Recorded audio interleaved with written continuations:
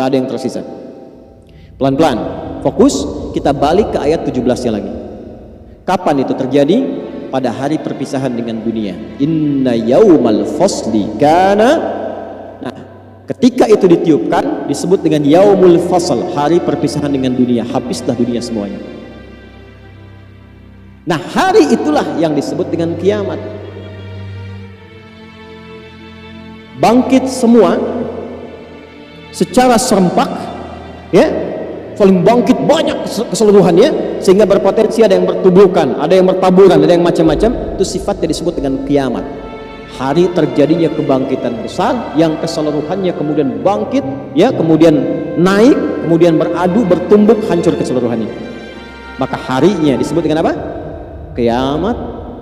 Dan hari kiamat ini juga hari perpisahan, yaumal fasli, hari berakhirnya kehidupan dunia. Karena miqata, aku telah tetapkan waktunya dengan sempurna. Miqat itu gabungan tempat dan waktu yang sempurna. Maka kiamat pun demikian. Kata Allah, aku telah aturkan tempatnya, perpisahan bumi hancur semua, habis.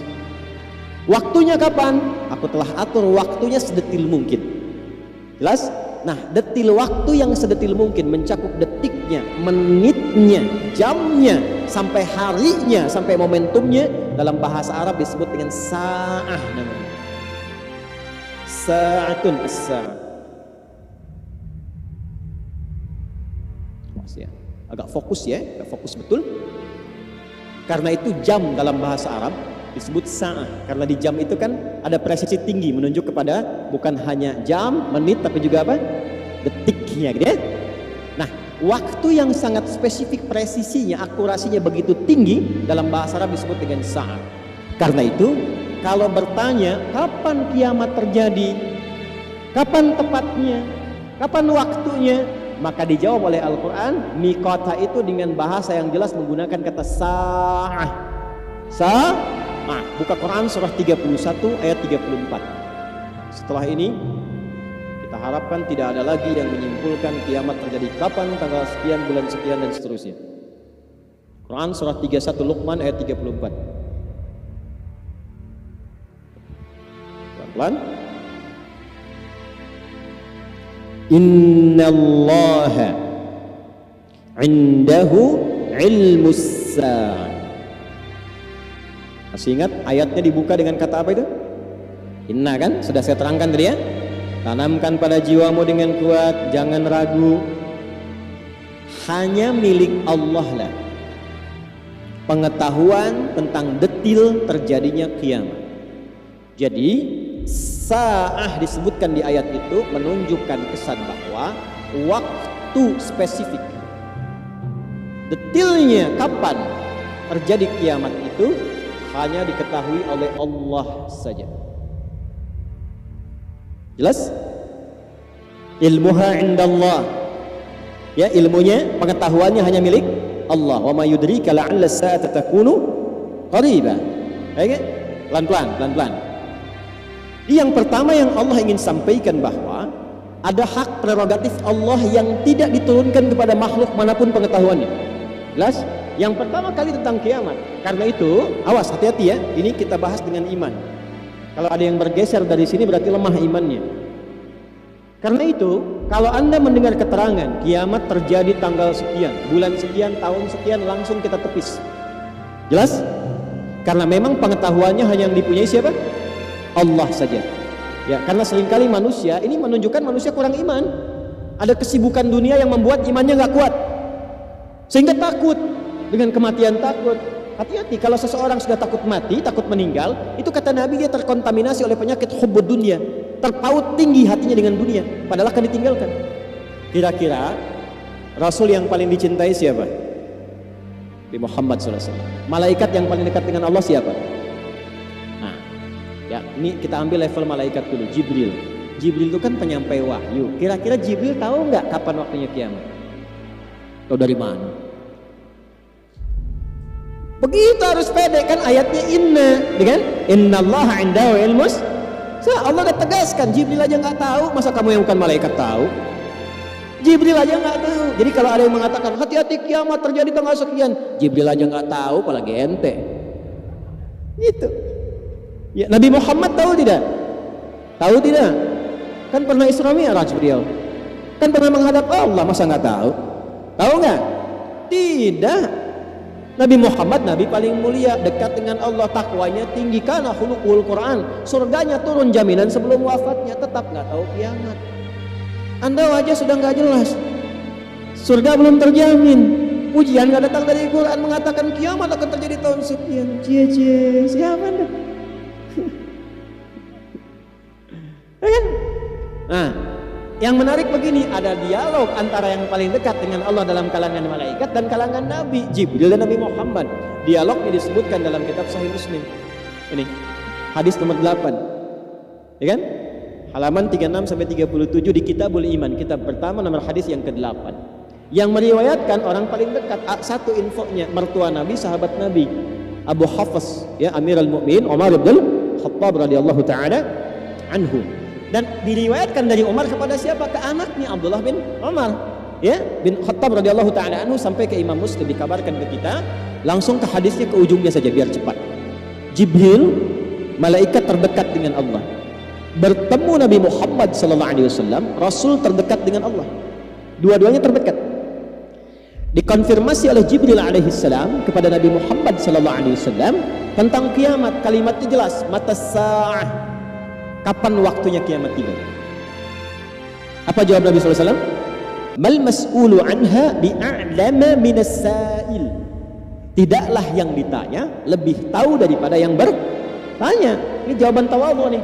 Jibril datang ke Rasulullah karena merasa beliau itu kekasih Allah, dekat dengan Allah. Ya, belum minta sudah dijawab. Ya. Nabi Muhammad SAW, ya, Nabi Muhammad pun menghormati Jibril. Anda kan yang diminta menyampaikan wahyu, dekat dengan Allah. Jadi dua-duanya yang terdekat dengan Allah, tapi jawabannya sama, yang tahu hanya Allah. Jadi Jibril aja nggak tahu, Nabi Muhammad nggak tahu, apalagi kita orang biasa. Tapi yang paling menarik adalah, perhatikan kalimatnya, akhbirni an amaratiha, sampaikan padaku tanda-tandanya. Nah, ini yang kita pelajari. Jadi kiamat itu dunia berakhir atau tidak? Berarti berakhir. Waktu berakhir atau tidak? Berakhir. Waktu itu dari bahasa Arab. Kalau dalam waktu itu kita gunakan untuk beraktivitas, disebut dengan asr namanya. Kalau dalam waktu itu kita tata aktivitas, berjalan dan seterusnya, disebut dengan zaman namanya. Maka saat kiamat tiba, zaman pun berakhir. Maka berakhir zaman. Jelas ya? Nah, berakhirnya zaman ini menjelang ke kiamat akan dibagi 3 fase. Awas, hati-hati ya. Ini langsung dari Quran dan dari hadis. Karena kiamat terjadi, berakhir dunia, berakhir zaman. Maka seringkali kajian tentang kiamat disebut dengan kajian akhir zaman. Ya. Nah, akhir zaman menuju kiamat itu dibagi 3 fase. Maksudnya ini ilmiah sekali ya, jadi butuh fokus yang dalam. Hati-hati, bahas kiamat semakin gelap. Insyaallah terang kembali ya. 1, pembuka akhir zaman. Pembuka ini kiamat, akhir zaman. Ya. Yang pertama adalah pembuka akhir zaman, awal yang mengawali kehidupan di akhir zaman. Jelas? Di bagian akhirnya nih, dari episode kehidupan sejak Adam alaihissalam turun sampai berakhir terjadi kiamat, ini pembukanya ada di fase ini. Paham ya? Jadi ketika ada tandanya, berarti kita sudah memasuki di akhir zaman. Jelas? Ini pertengahan gerbangnya. Ini puncaknya. Dan setiap nanti fase ini dilalui, ada tanda dan peristiwa-peristiwa yang mengiringi. Jelas ya? Supaya kita bisa tahu kita berada di fase yang mana dan apa yang kita siapkan. Ya, karena itu, karena pengetahuan tentang kiamat milik Allah. Fokus, pembuka diawali dengan diutusnya Rasulullah sallallahu alaihi wasallam. Ya. Rasulullah sallallahu alaihi wasallam. Sudah? Karena itu gelarnya Khataman Nabiyyin, penutup para nabi. Ingat, ada anbiya, ada nabiyyin, berbeda. Kalau anbiya beberapa nabi, bukan semua nabi. Makanya ada surah ke-21, surah Al-An, dikisahkan beberapa nabi, tidak semua nabi. Tapi kalau sudah nabiyyin, semua nabi yang pernah bertugas di bumi. Gelar beliau Khataman Nabiyyin. Kembali ke sini. Karena itulah ketika Nabi Muhammad SAW diutus, Allah langsung menurunkan pernyataan di satu ayat berkorelasi dengan mukjizat beliau sebagai tanda bahwa beliau adalah pembuka dari akhir kehidupan, akhir zaman.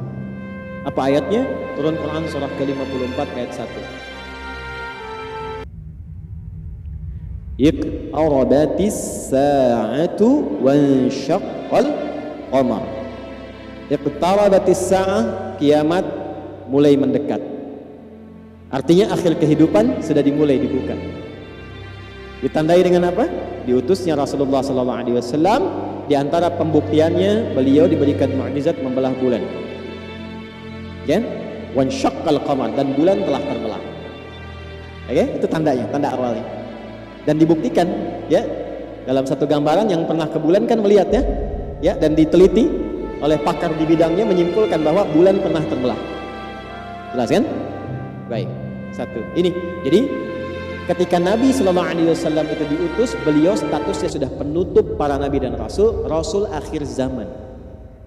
Rasul akhir di fase pembuka. Dah pelan-pelan.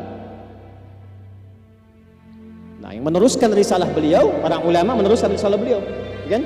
Maka disebut ulama akhir zaman, ustadz akhir zaman, kan? Karena menyampaikan risalah ke penghujung akhir masa kehidupan.